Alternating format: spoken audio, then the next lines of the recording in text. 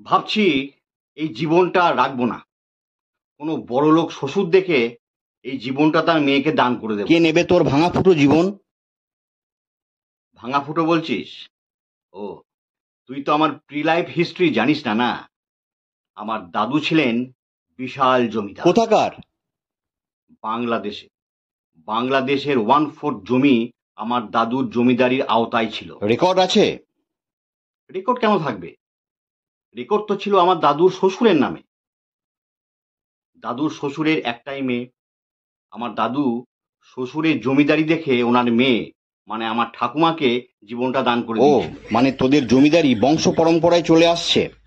মোটেই না। আমার বাবা মোটেই ওই রকম ছিল না।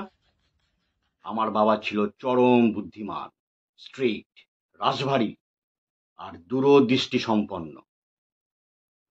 আমার বাবার শ্বশুর ছিল খুব গরিব, জানিস তো। কিন্তু আমার বাবার শ্বশুরের শ্বশুর ছিল জমিদার। তার ছিল একটাই মেয়ে।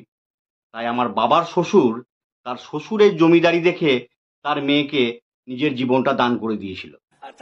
তারপর আমার বাবার শ্বশুরের শ্বশুর যখন মারা গেল, তখন সেই জমিদারি পেয়ে গেল আমার বাবার শ্বশুর। আবার আমার বাবার শ্বশুর যখন মারা গেল, তখন তার জমিদারি পেয়ে গেল আমার বাবা। এই রকমই দূরদৃষ্টি সম্পন্ন ছিল ও, আমার বাবা। তাহলে তোর দাদুর জমিদারি, তোর বাবার সম্পত্তি, এগুলো গেল কোথায়?